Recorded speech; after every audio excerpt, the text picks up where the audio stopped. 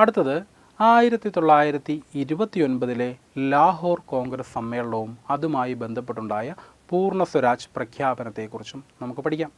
1929 ലാഹോർ സമ്മേളനവും അതുമായി ബന്ധപ്പെട്ടുണ്ടായ പൂർണ്ണ സ്വരാജ് പ്രമേയത്തെക്കുറിച്ചും നമുക്കൊന്ന് പഠിക്കാം. അപ്പോൾ നമ്മൾ പറഞ്ഞു എന്താണ്, നെഹ്റു റിപ്പോർട്ടിനെ തുടർന്ന് എന്ത് ചെയ്തു, നമ്മൾ ഡൊമിനിയൻ സ്റ്റാറ്റസ് പുത്രികാ രാജ്യ പദവി വേണമെന്ന് നമ്മൾ എന്ത് ചെയ്തു, ആവശ്യപ്പെട്ടു. എന്നാൽ യാതൊരുവിധ അനുഭാവപൂർണ്ണമായ നിലപാടും ബ്രിട്ടീഷ് ഗവൺമെൻറ്റിൻ്റെ ഭാഗത്തു നിന്നുണ്ടായില്ല. നമ്മളൊരു സമയപരിമിതിയെങ്കിലും പാലിക്കണം എന്ന് അവരോട് പറഞ്ഞു. ഇത്ര നാൾക്കുള്ളിൽ നമുക്ക് എന്ത് വേണം, ഡൊമിനിയൻ സ്റ്റാറ്റസ് വേണം, നമുക്ക് 2 വർഷത്തിനുള്ളിലെങ്കിലും ഘട്ടം ഘട്ടമായി ഡൊമിനിയൻ പദവിയിലേക്ക് എത്തണം എന്ന് പറഞ്ഞു. എന്നാൽ ആരിത് അംഗീകരിച്ചില്ല, ബ്രിട്ടീഷ് ഗവൺമെൻറ് അംഗീകരിച്ചില്ല. സമയപരിധിക്കുള്ളിൽ ഒരു ഡൊമിനിയൻ സ്റ്റാറ്റസ് നൽകാം എന്ന ആവശ്യം ബ്രിട്ടീഷ് ഗവൺമെൻറ് അനുഭാവപൂർവ്വം പരിഗണിച്ചില്ല. ഈ ഒരു കാലഘട്ടത്തിലാണ് കോൺഗ്രസിൻ്റെ വാർഷിക സമ്മേളനം ലാഹോറിൽ വെച്ച് നടക്കുന്നത് എന്ന് 1929 നടക്കുന്നത്. അപ്പോൾ 1929 INCയുടെ സമ്മേളനം നടക്കുന്നത് എവിടെയാണ്, ലാഹോറിലാണ് എന്നോർത്തിരിക്കുക. അധ്യക്ഷൻ ആരാണെന്ന് ചോദിച്ചാൽ ജവഹർലാൽ നെഹ്റു ആണ്. അധ്യക്ഷൻ ആരാണ്, ജവഹർലാൽ നെഹ്റു ആണ്. അതാണ് ഏറ്റവും പ്രധാന പ്രത്യേകത. ഓക്കെ, ജവഹർലാൽ നെഹ്റു അധ്യക്ഷനായ ആദ്യ INC സമ്മേളനമാണേത്, 1929 ലാഹോർ സമ്മേളനം എന്നോർത്തിരിക്കുക. ജവഹർലാൽ നെഹ്റു അധ്യക്ഷനായ ആദ്യ INC സമ്മേളനം ഏതാണ്, 1929 ലാഹോർ സമ്മേളനമാണ് എന്നോർത്തിരിക്കുക. അപ്പോൾ ഈ ലാഹോർ സമ്മേളനത്തിൽ എന്ത് ചെയ്തു, നമ്മൾ കുറേ തീരുമാനങ്ങളെടുത്തു. അതുകൊണ്ട് തന്നെ ലാഹോർ സമ്മേളനം INCയുടെ ചരിത്രത്തിലെ ഏറ്റവും പ്രധാനമായ സമ്മേളനമായിട്ടാണ് പരിഗണിക്കപ്പെടുന്നത്. അപ്പോൾ ഡൊമിനിയൻ സ്റ്റാറ്റസ് ഒരു നിശ്ചിത സമയപരിധിക്കുള്ളിൽ വേണമെന്ന ആവശ്യം ആരംഗീകരിച്ചില്ല, ബ്രിട്ടീഷ് ഗവൺമെൻറ് അംഗീകരിച്ചില്ല. ഈ പശ്ചാത്തലത്തിൽ 1929 ലാഹോറിൽ വെച്ച് INCയുടെ വാർഷിക സമ്മേളനം നടന്നു. ആരുടെ അധ്യക്ഷതയിൽ, ജവഹർലാൽ നെഹ്റുവിൻ്റെ അധ്യക്ഷതയിൽ. അവിടെ എടുത്ത തീരുമാനങ്ങളെക്കുറിച്ചാണ് നമുക്കിനി പറയാൻ പോകുന്നത്. നെഹ്റുവിൻ്റെ അധ്യക്ഷതയിൽ ചേർന്ന ഈ സമ്മേളനത്തിൽ കോൺഗ്രസിൻ്റെ ലക്ഷ്യം പൂർണ്ണ സ്വാതന്ത്ര്യമാണ് എന്ന് പ്രഖ്യാപിക്കപ്പെട്ടു. മറ്റൊരർത്ഥത്തിൽ പറഞ്ഞാൽ എങ്ങനെയാണ്, പൂർണ്ണ സ്വരാജ്, എന്താണ്, പൂർണ്ണ സ്വരാജ് ലക്ഷ്യമായി പ്രഖ്യാപിച്ച INC സമ്മേളനമാണേത്, 1929 ലാഹോർ സമ്മേളനം. PSC ഇങ്ങനെ തന്നെ ചോദിച്ചിട്ടുണ്ട്, പൂർണ്ണ സ്വരാജ് ലക്ഷ്യമായി പ്രഖ്യാപിച്ച INC സമ്മേളനം ഏതാണെന്ന്. 1929 ലാഹോർ സമ്മേളനമാണ്. PSC ചോദിച്ച മറ്റൊരു ചോദ്യം പറയാം, സ്വരാജ് ലക്ഷ്യമായി പ്രഖ്യാപിച്ച INC സമ്മേളനം ഏതാണെന്ന് PSC ചോദിച്ചിട്ടുണ്ട്. അത് 1906 കൽക്കട്ട സമ്മേളനമാണ്. തെറ്റിപ്പോരുത്. പൂർണ്ണ സ്വരാജ് ലക്ഷ്യമായി പ്രഖ്യാപിച്ച INC സമ്മേളനം ഏതാണ്, 1929 ലാഹോർ സമ്മേളനമാണെങ്കിൽ സ്വരാജ് ലക്ഷ്യമായി പ്രഖ്യാപിച്ച INC സമ്മേളനം ഏതാണ്, 1906 കൽക്കട്ട സമ്മേളനമാണ്. അധ്യക്ഷൻ ദാദാഭായ് നവറോജിയാണ് എന്നോർത്തിരിക്കുക. അപ്പോൾ ആദ്യത്തെ പോയിന്റ് നമ്മൾ പഠിച്ചു, എന്താണ്, കോൺഗ്രസിൻ്റെ ലക്ഷ്യം പൂർണ്ണ സ്വാതന്ത്ര്യമാണ് അല്ലെങ്കിൽ പൂർണ്ണ സ്വരാജാണ് ലക്ഷ്യം എന്ന് പ്രഖ്യാപിച്ച ആദ്യ INC സമ്മേളനമാണ് ഇത് എന്ന് നമ്മൾ പറഞ്ഞു കഴിഞ്ഞു. ഓക്കെ, ഇനി മറ്റൊരു പ്രത്യേകത, 1929 ഡിസംബർ 31 ത്രിവർണ്ണ പതാക ഉയർത്തിയ സമ്മേളനമാണിത്. അതായത് ത്രിവർണ്ണ പതാക ഇന്ത്യയുടെ ദേശീയ പതാകയായി അംഗീകരിച്ച് ഉയർത്താൻ തീരുമാനിച്ച സമ്മേളനം ഏതാണെന്ന് ചോദിച്ചാൽ ഏതാണ്, 1929 ലാഹോർ സമ്മേളനമാണ്. ത്രിവർണ്ണ പതാക ഇന്ത്യയുടെ ദേശീയ പതാകയായി അംഗീകരിച്ച് ഉയർത്താൻ തീരുമാനിച്ച സമ്മേളനം 1929 ലാഹോർ സമ്മേളനം. അങ്ങനെ ഉയർത്തി, എന്നുയർത്തി, 1929 ഡിസംബർ 31 ലാഹോറിലാണ് സമ്മേളനം നടക്കുന്നത്.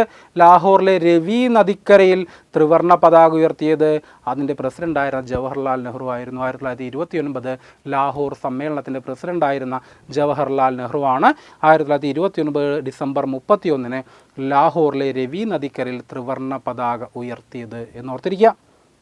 ഓക്കെ, ഇനി മറ്റൊരു പ്രധാന പ്രത്യേകതയുണ്ട്.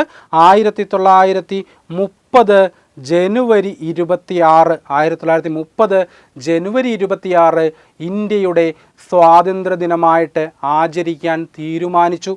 1930 ജനുവരി 26 ഇന്ത്യയുടെ സ്വാതന്ത്ര്യ ദിനമായി ആചരിക്കാൻ തീരുമാനിച്ചു. ഇന്ത്യയുടെ സ്വാതന്ത്ര്യ ദിനമായിട്ട് ആചരിക്കാൻ തീരുമാനിച്ചു. അങ്ങനെ ആചരിച്ചു. എന്നാചരിച്ചു?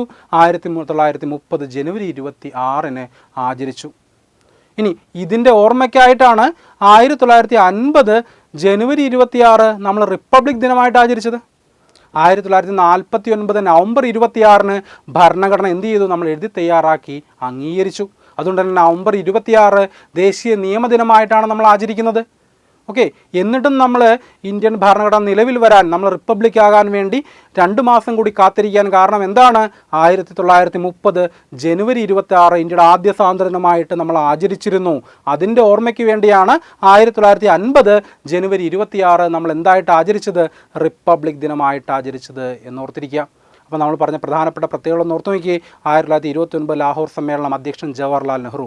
പൂർണ്ണ സ്വരാജ് ലക്ഷ്യമായി പ്രഖ്യാപിച്ച INC സമ്മേളനം, തെറ്റിപ്പോരുത്, സ്വരാജ് ലക്ഷ്യമായി പ്രഖ്യാപിച്ചത് 1906 കൽക്കട്ട സമ്മേളനമാണ് അല്ലേ. ത്രിവർണ്ണ പതാക ദേശീയ പതാകയായിട്ട് അംഗീകരിച്ച് ഉയർത്താൻ തീരുമാനിച്ച സമ്മേളനം ഉയർത്തി എന്ന് 1929 ഡിസംബർ 31 എവിടെ ഉയർത്തി? ലാഹോറിലെ രവി നദിക്കരയിൽ ഉയർത്തി. ആരുയർത്തി? ജവഹർലാൽ നെഹ്റു ഉയർത്തി. 1930 ജനുവരി 26 ഇന്ത്യയുടെ സ്വാതന്ത്ര്യദിനമായിട്ട് ആചരിക്കാൻ തീരുമാനിച്ചു. അങ്ങനെ ആചരിച്ചു. ഓക്കെ, അതിൻ്റെ ഓർമ്മയ്ക്കായിട്ടാണ് 50 ജനുവരി 26 എന്തായിട്ട് ആചരിക്കുന്നത്? റിപ്പബ്ലിക് ദിനമായിട്ട് ആചരിക്കുന്നത്. ഓക്കെ, നമുക്ക് അടുത്തതിലേക്ക് വരാം. അപ്പോൾ ഈ സമ്മേളനത്തിൽ പുതിയതായി എടുത്ത തീരുമാനത്തിൽ ശ്രീനിവാസ അയ്യങ്കാർ, സുഭാഷ് ചന്ദ്രബോസിനെ പോലെയുള്ള നേതാക്കൾക്കൊന്നും വലിയ തൃപ്തി ഉണ്ടായിരുന്നില്ല. എല്ലാ കാര്യങ്ങളിലും അവർക്ക് തൃപ്തി ഉണ്ടായിരുന്നില്ല. അതുകൊണ്ട് ഇവരുടെ നേതൃത്വത്തിൽ ഇടതുപക്ഷ അനുഭാവമുള്ള നേതാക്കൾ ഈ സമ്മേളനത്തിൽ നിന്നും ഇറങ്ങിപ്പോയിട്ട് കോൺഗ്രസ് ഡെമോക്രാറ്റിക് പാർട്ടി എന്നൊരു പുതിയ സംഘടന രൂപീകരിച്ചു. ഓക്കെ, അപ്പോൾ ഈ സമ്മേളനത്തിലെടുത്ത തീരുമാനങ്ങൾ നമ്മൾ പ്രധാനപ്പെട്ട 4 കാര്യങ്ങളെക്കുറിച്ച് പറഞ്ഞു കഴിഞ്ഞു. ഇനി അവസാനത്തെ കാര്യം ഇത് പറഞ്ഞിട്ട് നമുക്ക് അവസാന കാര്യത്തിലേക്ക് വരാം. അപ്പോൾ ഇതിലെടുത്ത തീരുമാനങ്ങളിലൊന്നും സംതൃപ്തരാകാതിരുന്ന ഇടതുപക്ഷ അനുകൂലമുള്ള നേതാക്കന്മാർ ആരൊക്കെയാണ്? ശ്രീനിവാസ അയ്യങ്കാരുടെയും സുഭാഷ് ചന്ദ്രബോസിൻ്റെയും നേതൃത്വത്തിൽ ഇറങ്ങിപ്പോയിട്ട് ഒരു പുതിയ പാർട്ടി രൂപീകരിച്ചു, അല്ലെങ്കിൽ പുതിയൊരു സംഘടന രൂപീകരിച്ചു. അതാണ് എന്ത്? കോൺഗ്രസ് ഡെമോക്രാറ്റിക് പാർട്ടി എന്ന പേരിൽ അറിയപ്പെടുന്നത്. ഓക്കെ, അതിൻ്റെ ചരിത്രമൊക്കെ നമുക്ക് പിന്നീട് അറിയാം. അപ്പം നമ്മൾ പറഞ്ഞു ഇനി അതിനുശേഷം ഏറ്റവും പ്രധാനപ്പെട്ട സുപ്രധാനമായ ഇന്ത്യ ചരിത്രത്തിൻ്റെ ഗതി നിർണ്ണയിക്കുന്ന ഒരു സംഭവം കൂടി ഇതിൻ്റെ ഭാഗമായിട്ടുണ്ട്. എന്തിൻ്റെ? ഈ 1929 ലാഹോർ സമ്മേളനത്തിൻ്റെ ഭാഗമായിട്ടുണ്ട്. അതിൻ്റെ പ്രത്യേകത എന്താണെന്ന് വെച്ചാൽ സിവിൽ നിയമലംഘന പ്രസ്ഥാനം ആരംഭിക്കാൻ തീരുമാനിച്ചു. എന്താണ്? സിവിൽ നിയമലംഘന പ്രസ്ഥാനം ആരംഭിക്കാൻ തീരുമാനിച്ചു. ഓക്കെ, അപ്പോൾ സിവിൽ നിയമലംഘന പ്രസ്ഥാനം ആരംഭിക്കാൻ തീരുമാനിച്ച INC സമ്മേളനം ഏതാണ്? 1929 ലാഹോർ സമ്മേളനമാണ് എന്നോർത്തിരിക്കുക. സിവിൽ നിയമലംഘന പ്രസ്ഥാനത്തിൻ്റെ നേതൃത്വം ആരെ ഏൽപ്പിച്ചു? ഗാന്ധിജിയെ ഏൽപ്പിച്ചു. സിവിൽ നിയമലംഘന പ്രസ്ഥാനം ആരംഭിക്കാൻ തീരുമാനിച്ച INC സമ്മേളനവും 1929 ലാഹോർ സമ്മേളനമാണ്. നേതൃത്വം ആരെ ഏൽപ്പിച്ചു? ഗാന്ധിജിയെ ഏൽപ്പിച്ചു. ഓക്കെ, ഇത്രയും കാര്യങ്ങളാണ് നമുക്ക് എന്തിൽ പഠിക്കാനുള്ളത്? സിവിൽ നിയമലംഘന പ്രസ്ഥാനവുമായി ബന്ധപ്പെട്ട് അറിയേണ്ടത്. ഈ ചോദ്യങ്ങളെല്ലാം മുൻപ് ഈ 1929 ലാഹോർ സമ്മേളനത്തെക്കുറിച്ച് ഈ പറഞ്ഞ എല്ലാ കാര്യങ്ങളും PSC ചോദിച്ചിട്ടുള്ള ചോദ്യങ്ങൾ തന്നെയാണെന്ന് ഓർക്കുക. ഇതിലൊരു ഭാഗം പോലും വിട്ടുപോകാതെ കൃത്യമായിട്ട് പഠിച്ചിരിക്കുക. ഇനി നമുക്ക് പറയേണ്ടത് സിവിൽ നിയമലംഘന പ്രസ്ഥാനത്തെക്കുറിച്ചാണ്. അടുത്ത ക്ലാസ്സുകളിൽ നമുക്ക് സിവിൽ നിയമലംഘന പ്രസ്ഥാനത്തെക്കുറിച്ചും ഉപ്പ് സത്യാഗ്രഹത്തെക്കുറിച്ചും. സിവിൽ നിയമലംഘന പ്രസ്ഥാനം എന്നാണ്? 1930. നമ്മൾ 1929 വരെയുള്ള എല്ലാ കാലഘട്ടവും പഠിച്ചു. ഇനി 1930 സിവിൽ നിയമലംഘന പ്രസ്ഥാനത്തെക്കുറിച്ചും ഓക്കെ ഉപ്പ് സത്യാഗ്രഹത്തെക്കുറിച്ചും ദണ്ഡി യാത്രയെക്കുറിച്ചൊക്കെ വ്യക്തമായിട്ട് അടുത്ത ക്ലാസ്സുകളിൽ പഠിക്കാം. ഓക്കെ, നമുക്ക് അടുത്ത ക്ലാസ്സിൽ കാണാം. ഓക്കെ.